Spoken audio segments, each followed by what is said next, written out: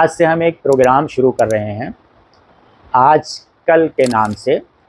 इस प्रोग्राम में आप लोगों को दिलचस्प मालूमात दी जाएंगी जो तारीख़ के हवाले से काफ़ी अहम और ज़रूरी मालूमात होंगी। आरएसएस एक बहुत पुराना संगठन है जिसकी गतिविधियां समाज के लिए बहुत ही ख़तरनाक हैं। हमारा देश जब आज़ाद हुआ तो उस वक्त संविधान सभा बनाई गई थी, कानून साज असेंबली।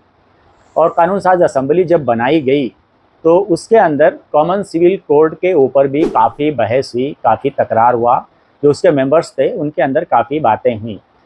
बहुत सारे मेंबर्स जो थे वो कॉमन सिविल कोड के ख़िलाफ़ थे, लेकिन बाबा साहब अम्बेडकर और पंडित जवाहरलाल नेहरू इस बात के हक़ में थे, इस बात के हामी थे कि कॉमन सिविल कोड होना चाहिए। लेकिन कानून साज असेंबली के अरकान की मुखालफत को देखते हुए आर्टिकल 44 जो कि यूनिफॉर्म सिविल कोड से रिलेटेड है, उसके अंदर एक बात वाज़े तौर पर ये कह दी गई कि आर्टिकल 44 कॉमन सिविल कोड उस वक्त तक नाफिज नहीं हो सकता, लागू नहीं हो सकता जब तक हमारे देश में मुस्लिम, ईसाई और दीगर जो मजहबी तबके हैं वो इसके लिए राज़ी नहीं हो जाते। जब तक ये लोग राज़ी नहीं होंगे ये देश में लागू नहीं हो सकता। एक बहुत ही दिलचस्प बात मैं यहाँ पे और भी कोड करना चाहूँगा। 44 के बाद आर्टिकल 45 आता है और आर्टिकल 45 हमको इस बात का अधिकार देता है कि सरकार 14 साल की उम्र तक के बच्चों को फ्री में एजुकेशन दे, बच्चों की तालीम के लिए, एजुकेशन के लिए फ्री में बंदोबस्त करे, यानी हमारे देश का कोई बच्चा अनपढ़ जाहिल ना रहे। 44 के ऊपर तो बहुत सारी बातें होती हैं, हमेशा इसके ऊपर एक शगुफा छोड़ा जाता है, लेकिन 45 की कोई बात नहीं करता है। अगर 45 की बात करेंगे तो हमारे देश के बच्चे पढ़ेंगे, लिखेंगे और समझदार बनेंगे, बेदार शहरी बनेंगे, जागरूक शहरी बनेंगे। तो सरकारों की जो बदनीयती है, इनकी जो मक्कारियां हैं, अय्यारियां हैं, वो उन बच्चों के सामने नहीं चलेंगी जो पढ़े लिखे रहेंगे। इसीलिए सरकारें नहीं चाहती हैं कि हमारा देश पढ़े लिखे और आगे बढ़े, लोगों के अंदर अवेयरनेस आए, बेदारी आए, जागरूकता आए। कॉमन सिविल कोड के बारे में जब देश में बहस चल रही थी तो उस वक्त प्रधानमंत्री पंडित जवाहरलाल नेहरू ने कहा था कि इस वक्त हमारे देश को सिर्फ 2 चीज़ों की बहुत सख्त ज़रूरत है। पहली तो ये है कि हमारे देश के अन्ना बराबरी है वो ख़त्म होना चाहिए, मुसावात होना चाहिए, समाज में इक्वल सब होना चाहिए। ऊंच नीच, जात पात, छुआछात, समाज के अंदर ना बराबरी ये ख़त्म होना चाहिए, ये हमारी पहली प्रायोरिटी है। और दूसरी प्रायोरिटी हमारी ये है कि हमारे देश में एक मज़हबी देश है, हमारा सेकुलर देश बनाने के लिए, एक धार्मिक देश में सेकुलर देश बनाने के लिए हमको मेहनत करना है और हमारे देश को सेकुलर ही बना के रखना है, ताकि यहाँ पे जितने धर्म के मानने वाले लोग हैं सब इक्वल बराबर अपने अपने धर्म मज़हब के हिसाब से यहाँ पे रह सकें, जी सकें। 7 सितंबर 1947 को जवाहरलाल नेहरू ने इंडिया के जितने चीफ मिनिस्टर थे, सीएम, सबको लेटर लिखा कि हिंदू महासभा और आरएसएस की जो गतिविधियां हैं, इनकी जो सरगर्मियां हैं, इनके ऊपर सख्त नज़र रखी जाए और अगर कहीं ज़रूरत पड़े तो इनके ऊपर कार्रवाई भी की जाए। और सरदार वल्लभ भाई पटेल हमेशा एक बात कहा करते थे कि हिंदू राष्ट्र की बात करना पागलपन है, पागलपन के अलावा कुछ भी नहीं है। 30 नवंबर 1949 को आरएसएस ने ऑर्गेनाइज़र में ये लिखा कि हमें ये आइन कबूल नहीं है, मंजूर नहीं है, इसलिए कि इसके अंदर जो मनुस्मृति है उसके कायदे और कवानीन नहीं हैं। हिंदू महासभा के पूर्व अध्यक्ष और जनसंघ के बानी श्यामा प्रसाद मुखर्जी 17 नवंबर 1951 को पार्लियामेंट के अंदर कहते हैं कि सेकुलरिज्म को सेकुलराइटिस बीमारी कहते हैं। 60 के दशक में हमारे देश में फ़िरका वाराना फसादात शुरू हो गए थे।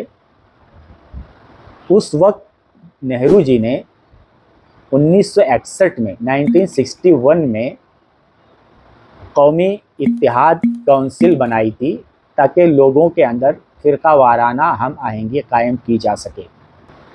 इंदिरा गांधी ने जो सेकुलर वर्ल्ड है 1967 में जो हमारा संविधान है उसका जो प्रियम्बल है तमहीद, उसके अंदर इसको शामिल किया। इमरजेंसी के बाद 1978 में जनता पार्टी की सरकार बनती है और जब जनता पार्टी की सरकार बनती है तो वो समाजवादियों की सरकार होती है और उस दौर में समाजवादियों के ही कंधे पर सवार होकर जनसंघ और आरएसएस सरकारी जो संस्थाएं हैं, सरकारी नौकरियां हैं, वहाँ पे सरकारी महकमों में ये घुसते हैं और ये मजबूत होते हैं। लेकिन जनता पार्टी की उम्र बहुत ही मुख्तसर थी, वो टूट जाती है और 1980 को भाजपा का जन्म होता है और भाजपा का जन्म होने के बाद आरएसएस हिंदू महासभा के जो लोग थे ये फ़िरका परस्ती का कार्ड खेलना शुरू कर देते हैं और उसी के नतीजे में विश्व हिंदू परिषद, बजरंग दल वगैरह का जन्म होता है और ये इतना उग्र और नफ़रत भरा माहौल बनाते हैं कि 6 दिसंबर 1992 को बाबरी मस्जिद को शहीद कर दिया जाता है। बाबरी मस्जिद जब शहीद कर दी जाती है तो उसके बाद फ़िरका परस्ती, नफ़रत और सोशल इंजीनियरिंग के ज़रिए 96, 98 और 99 में अटल बिहारी वाजपेयी की क़यादत में एनडीए की सरकार बनती है और एनडीए की सरकार जब बनती है तो उसके बाद से ही फ़िरका परस्तों के हौसले बुलंद होते हैं और उस दौर में भी कुछ हमारे देश के नेता थे जो कि खलनायक थे। एक तो उसमें रामविलास पासवान थे जो कि आज इस दुनिया में नहीं हैं और दूसरे थे नीतीश कुमार जो कि आज तक खलनायक का रोल अदा कर रहे हैं। उड़ीसा, झारखंड, उत्तराखंड और नॉर्थ ईस्ट के कई इलाकों में जो ईसाई थे उनके ऊपर काफ़ी जुल्म किया जाता है और बहुत बेदर्दी से उनके पादरियों को कत्ल किया जाता है। उसके बाद नफ़रत का जो बाज़ार गर्म होता है, 2002 में गुजरात में मुसलमानों का कत्लेआम होता है और 2014 में जब नरेंद्र मोदी सरकार में आते हैं तो सरकार में आने के बाद फ़िरका परस्तों के हौसले और बुलंद हो जाते हैं। इतना बुलंद हो जाते हैं कि जहां देखो हर तरफ मॉब लिंचिंग, लैंड जिहाद, लॉ जिहाद, ना जाने कौन कौन से जिहाद ईजाद कर लिए जाते हैं और नस्ल कुशी एक तरफा एक ख़ास कम्युनिटी की जाती है। 2014 में जब नरेंद्र मोदी जीत कर आते हैं तो उनकी हिम्मत देखिए। कहते हैं कि आज देश में कोई भी पार्टी सेकुलरिज्म की बात करने की हिम्मत नहीं कर सकती है। ये इनकी हिम्मत ही थी और इनका हौसला ही था कि इतनी नफ़रत फैला दी थी कि कोई सेकुलरिज्म का नाम लेने से डरता था हर कोई। लेकिन 2024 का जो इलेक्शन हुआ, इस इलेक्शन में हमारे देश की जो जनता है, पसमानदा जो हैं, अकली माइनॉरिटी जो हैं, दलित हैं, आदिवासी हैं, बैकवर्ड हैं, ओबीसी हैं, एससी हैं, एसटी हैं, इन सब ने आरएसएस की आइडियोलॉजी को ठुकरा दिया और मोदी को बहुमत नहीं दिया। एक कम तादाद में इनको सीटें दी। इनकी सरकार बनने का कोई चांस नहीं था। लेकिन इन फ़िरका परस्तों की हमदर्दी में दो खलनायक खड़े होते हैं, चंद्रबाबू नायडू और नीतीश कुमार। ये सेकुलर का तो दम भरते हैं लेकिन ये बहुत ही मफाद परस्त लोग हैं। ये लोगों ने अगर सपोर्ट नहीं किया होता तो आज हमारे देश में एक सेकुलर सरकार होती जो कि हर समुदाय का ख्याल रखती।